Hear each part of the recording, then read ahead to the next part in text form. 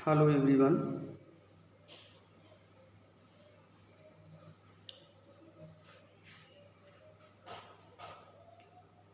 देखिए, ऐसे ही धीरे धीरे लेक्चर आते रहेंगे। आप नोट करिए। ठीक है, काम चलाते रहिए। जब ज़रूरत पड़ेगी तो हम आपको बुला लेंगे, आप पढ़ने यहाँ आ सकते हैं। तो बात कर रहे थे हम फिनॉल्स में, और फिनॉल की प्रिपरेशन कंप्लीट हो गई थी। अब प्रिपरेशन के बाद फिनॉल्स में प्रॉपर्टीज़ पर बात करनी है। तो देखिए, हमने फिनॉल की फिजिकल प्रॉपर्टीज़ नोट की हैं, जिन्हें आपको नोट करना है। देख सकते हैं यहाँ पर लिखा है, प्योर फिनॉल्स कलरलेस लिक्विड या लो मेल्टिंग सॉलिड होते हैं।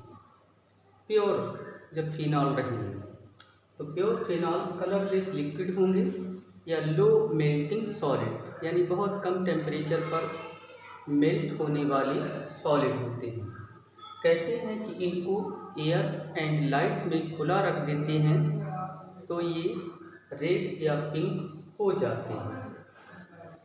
फिर दूसरा बताया है कि सभी फिनॉल्स में फिनॉलिक ऑर्डर होती है और इनके बॉइलिंग पॉइंट और सॉल्युबिलिटी इनके समान मॉलिक्यूलर वेट वाले एल्कोहल से अधिक होते हैं।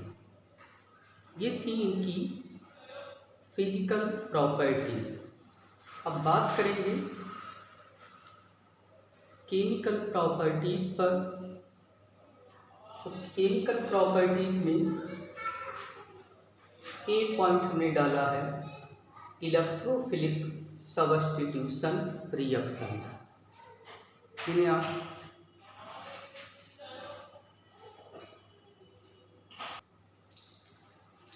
तो देखिए, केमिकल प्रॉपर्टीज़ में सबसे पहले इलेक्ट्रोफिलिक सब्स्टिट्यूशन रिएक्शन, यानी इलेक्ट्रोफिलिक सब्स्टिट्यूशन रिएक्शंस का मतलब होता है कि जब इलेक्ट्रोफाइल के द्वारा सब्स्टिट्यूशन या रिप्लेसमेंट हो, तो इसको हमें फिनॉल में पढ़ना है। देखिए, फिनॉल में बेंजीन रिंग पर लगा होता है OH ग्रुप।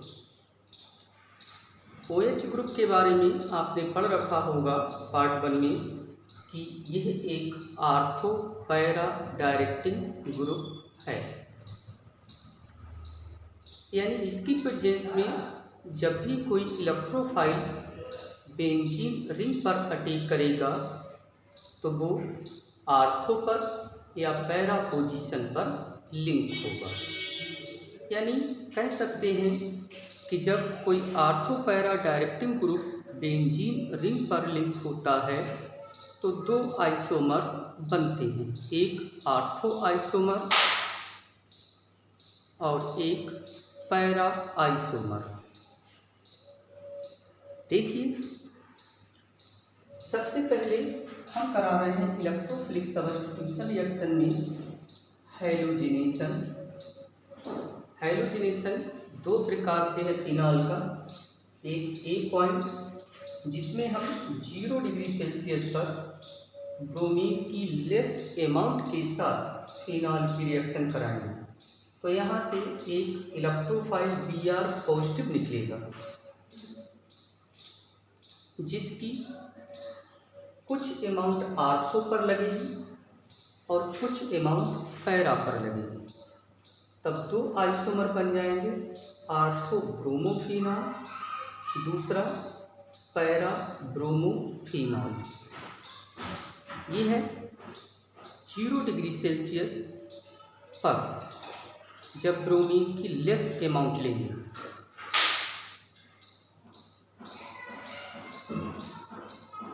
तो हम कहेंगे कि यहाँ पर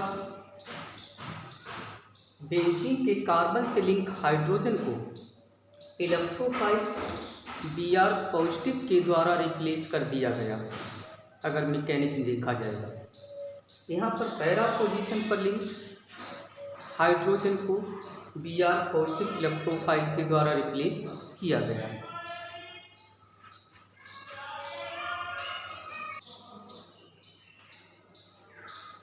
तो देखिए कि अगर कहीं पर भी दो आइसोमर बनेंगे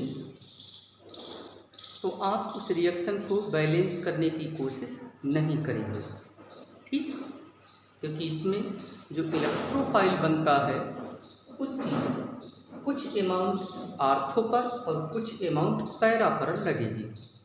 फिर हैलोजनेशन में बी पॉइंट है कि अगर हम फिनॉल अधिक मात्रा में ब्रोमीन अधिक मात्रा में ले लें और हाई टेम्परेचर कर दें तो ये तीनों पोजीशन पर, यानी दो आर्थो पोजीशन और एक पैरा पोजीशन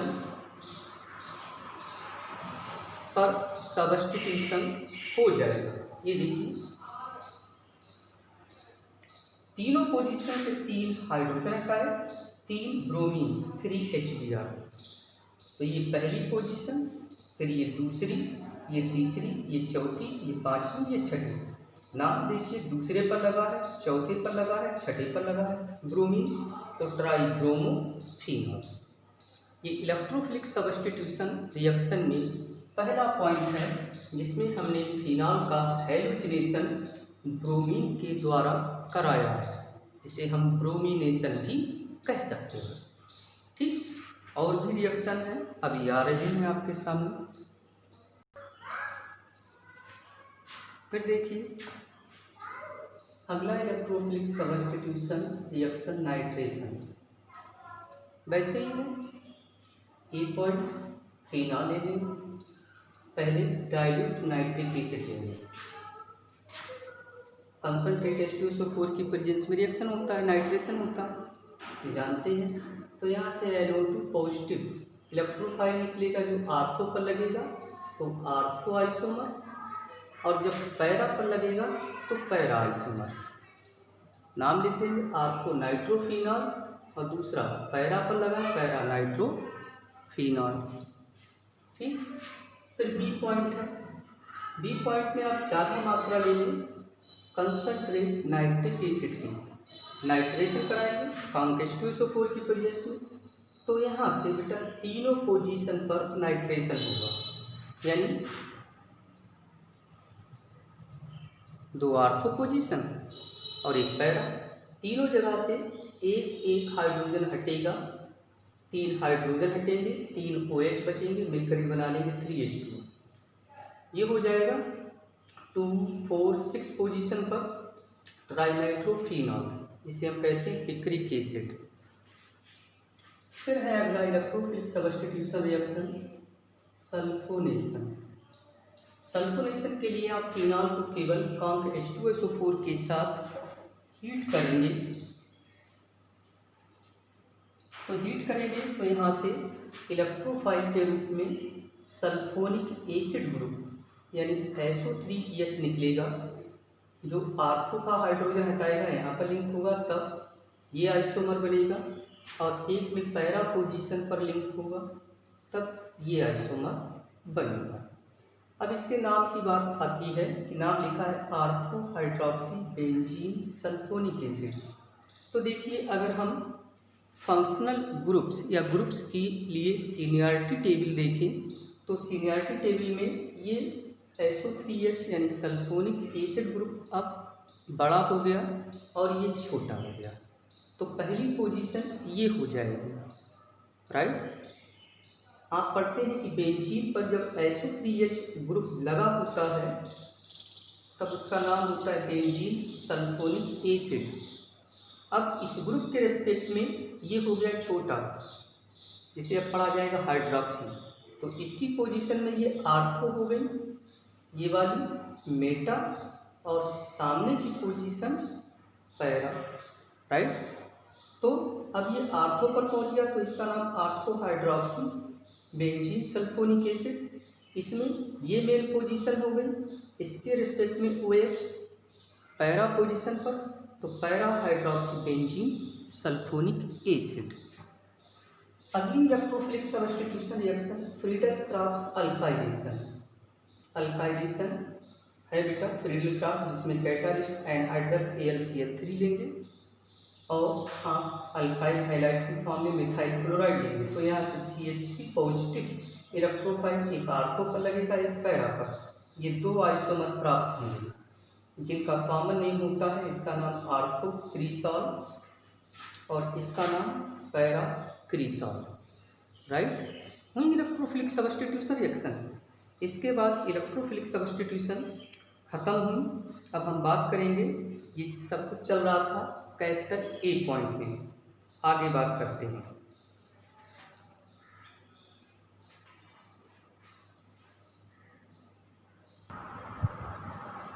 हाँ तो देखिए इलेक्ट्रोफिलिक सब्स्टिट्यूशन रिएक्शन के बाद अब बात कर रहे हैं हम अगली रिएक्शन, बहुत इम्पॉर्टेंट रिएक्शन है। हो सकता है इस रिएक्शन का आगे हम आपको मैकेनिज्म भी बताएं।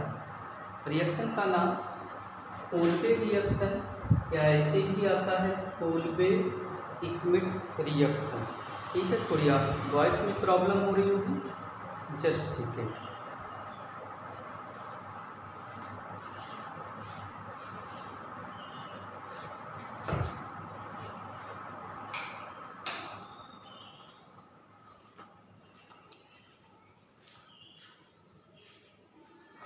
देखेंगे इस रिएक्शन को कोल्बे रिएक्शन, ये नेम रिएक्शन है। नेम रिएक्शन बेटा ऐसी रिएक्शन होती हैं जो साइंटिस्ट के नाम पर होती हैं, यानी जिन्होंने ये रिएक्शन दी है उनके नाम पर, या रिएक्शन में बनने वाले प्रोडक्ट के नाम पर खूब आई हुई है कोल्बे रिएक्शन। तो इस रिएक्शन में हम क्या कराते हैं कि फिनाल का सोडियम साल्ट ले लेते हैं और फिनाल के सोडियम साल्ट को हम 125 डिग्री सेल्सियस टेम्परेचर और 6 atm प्रेशर पर CO2 के साथ रिएक्ट कराते हैं, तब सैलिसिलिक एसिड का फॉर्मेशन होता है। इस रिएक्शन को कोल्बे स्मिथ या केवल कोल्बे रिएक्शन नाम देते हैं।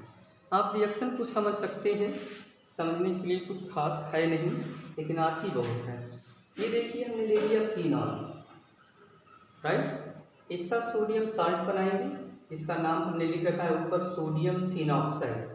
कैसे बनेगा, यहाँ से बेटा आप ले लीजिए OH और यहाँ से H H2O की फॉर्म में, बचेगा आपका N, ऑक्सीजन पर जुड़ जाएगा। ये फिनॉल का सोडियम साल्ट याद रखिए, जिसका नाम होता है सोडियम फिनॉक्साइड, बन गया। अब इस सोडियम साल्ट को हम 125 डिग्री सेल्सियस टेम्परेचर और 6 atm प्रेशर पर CO2 के साथ रिएक्ट कराएंगे। तो CO2 के साथ रिएक्ट कराने पर देखिए CO2 को हम ऐसे लिख सकते हैं, ऐसे CO2 हो गया। इसको इस कार्बन पर जोड़ेंगे, जोड़ा तो इस कार्बन से हटेगा एक हाइड्रोजन जो जाकर के इस ऑक्सीजन पर लिंक हो जाएगा। लिंक हो गया, यहाँ पर CO जुड़ गया और यहाँ से सोडियम आकर के इसके आगे जुड़ जाएगा, राइट। समझ में आई कि यहाँ से हाइड्रोजन हटेगा, जैसे ये जुड़ेगा तो यहाँ से हाइड्रोजन हट जाएगा जो ऑक्सीजन पर लिंक हो जाएगा और ये सोडियम इसके आगे लिंक हो जाएगा। ये है बेटा इस सैलिसिलिक एसिड का सोडियम साल्ट, सैलिसिलिक एसिड का सोडियम साल्ट, जिसे नाम दिया जाता है सोडियम सैलिसिलेट, लिखा है ना। अब इस सोडियम साल्ट का आप एसिडिक हाइड्रोलिसिस करा देंगे तो यहाँ से Na और OH, NaOH की फॉर्म में निकल जाएंगे, गए। H बचा यहाँ लग जाएगा, ये बन यहाँ पर लग गया, ये बनेगा सैलिसिलिक एसिड। या देखिए पढ़ा होगा कि बेंजीन पर जब COOH ग्रुप लगा होता है तब उसका नाम होता है बेंजोइक एसिड, पढ़ते हैं बेंजोइक एसिड। अब इसमें ये ग्रुप बड़ा है COOH, जैसे वे पीछे समझाया था, ये ग्रुप छोटा है।